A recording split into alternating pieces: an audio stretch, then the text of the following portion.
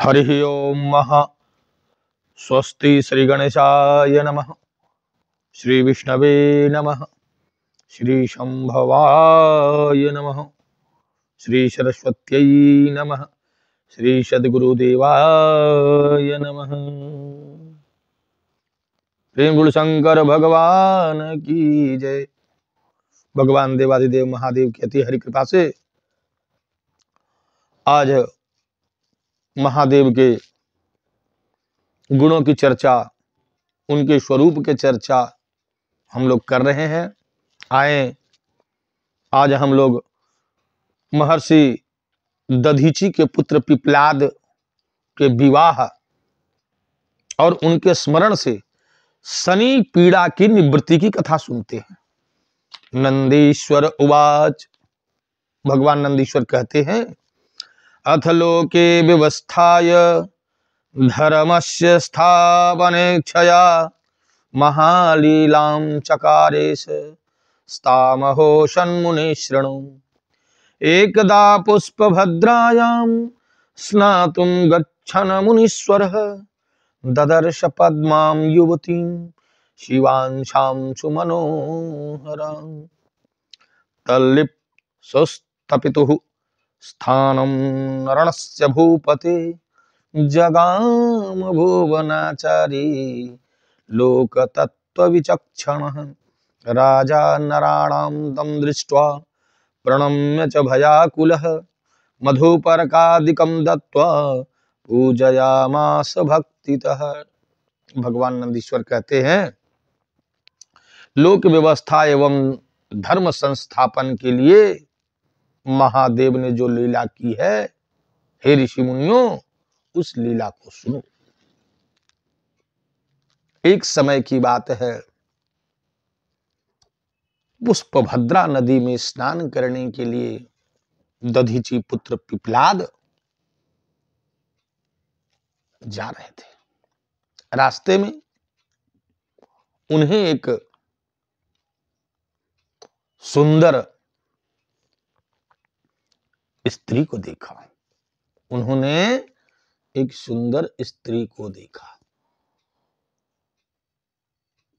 वह स्त्री कोई और नहीं, भगवान शिव और माता पार्वती के अंश से उत्पन्न हुई राजा अनरण्य के पुत्री पद्मा थी। महाराज, महर्षि पिप्लाद उन्हें देखते ही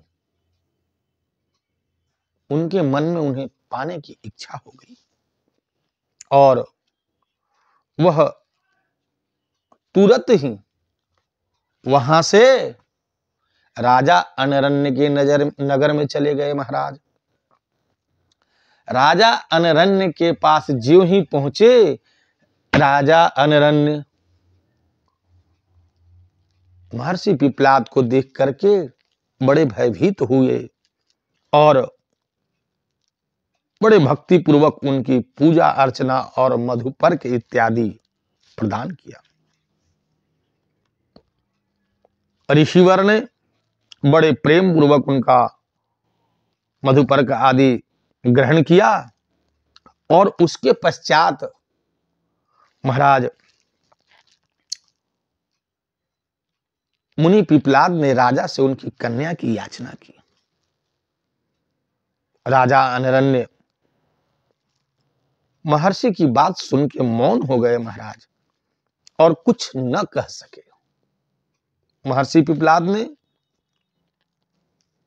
राजा अनरण्य से कहा कि हे राजन, भक्ति पूर्वक आप अपने कन्या मुझे प्रदान कर दो, अन्यथा मैं आपके सारे साम्राज्य को नष्ट कर दूंगा। महाराज, ऐसी बातें सुनकर सारे राजपुरुष जो भी वहां बैठे थे, महाराज सब भयभीत हो गए और राजा अनरण्य भय से विह्वल होकर बारंबार विलाप करते हुए अपनी कन्या पद्मा को अलंकार से युक्त करके महर्षि पिप्लाद को दे दिए। महाराज,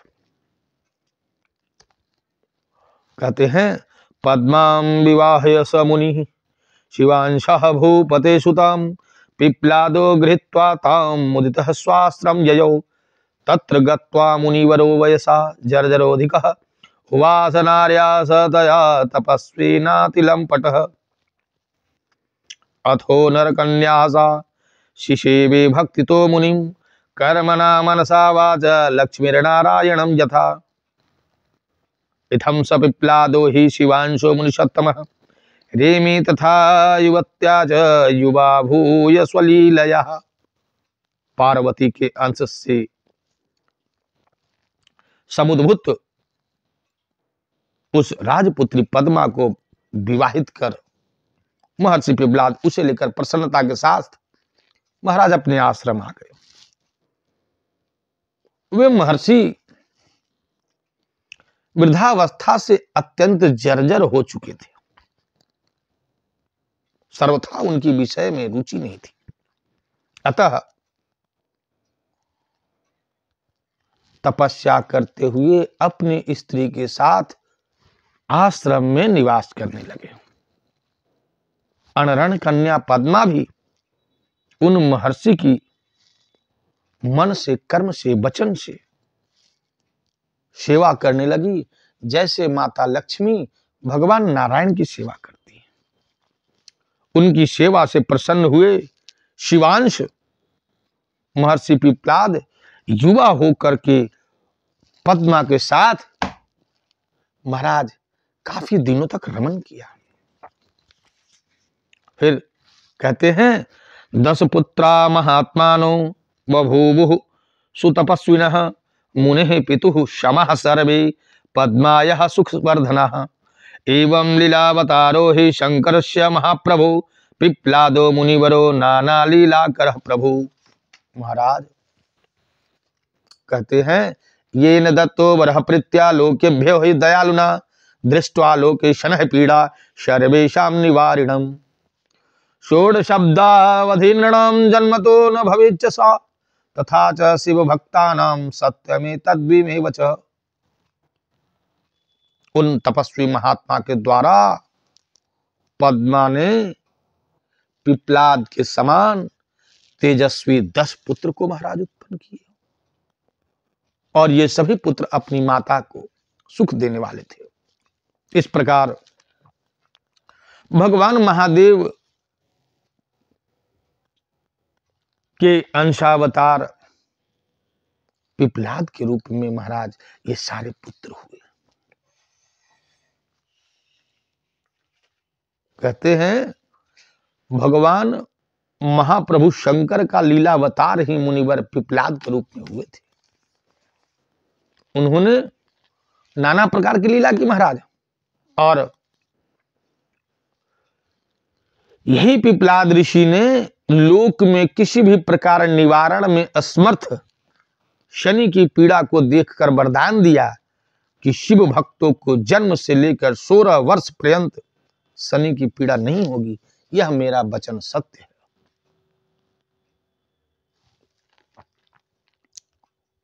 और भगवान पिप्लाद ने यहां तक कहा कि यदि मेरे वचन का अनादर कर शनि कहीं शिव भक्तों को पीड़ित भी करेगा तो वह भस्म हो जाएगा, इसमें संशय नहीं है। महाराज शनि अत्यंत क्रूर होते हुए भी शिव भक्तों को पीड़ा नहीं पहुंचाता। इसलिए हे सन्मुने, इस प्रकार से लीला पूर्वक पिप्लाद रूप धारण करने वाले शिव का चरित्र मैंने तुमसे सुनाया, जो सभी प्रकार की कामनाओं को प्रदान करने वाले। गाधी, कौशिक एवं पिप्लाद ये 3 महामुनि स्मरण करने से शनि की पीड़ा नष्ट करते हैं। और इन तीनों के नाम का भी स्मरण करने से महाराज शनि की पीड़ा नष्ट हो जाती है। और जो मनुष्य पद्मा के इस चरित्र से युक्त महर्षि पिप्लाद के इस उत्तम चरित्र को भक्ति पूर्वक पढ़ता है अथवा सुनता है, अथवा मन में भगवान के शब्दों के, उनके नाम के गुणगान करता है, महाराज उनके सारे दुख की निवृत्ति हो जाती है और उनकी सभी कामनाएं पूर्ण हो जाती है। हे तात, यह आख्यान अत्यंत पुण्य और स्वर्ग को देने वाला है, क्रूर ग्रहों के दोष को नष्ट करने वाला है और संपूर्ण कामनाओं को पूर्ण करने वाला तथा शिव की भक्ति को बढ़ाने वाला है। प्रेम फुल शंकर भगवान की जय। महाराज अब अगले दिन हम फिर किसी और कथा के साथ आपके समक्ष प्रस्तुत होंगे। हर हर महादेव, जय शिव शंकर।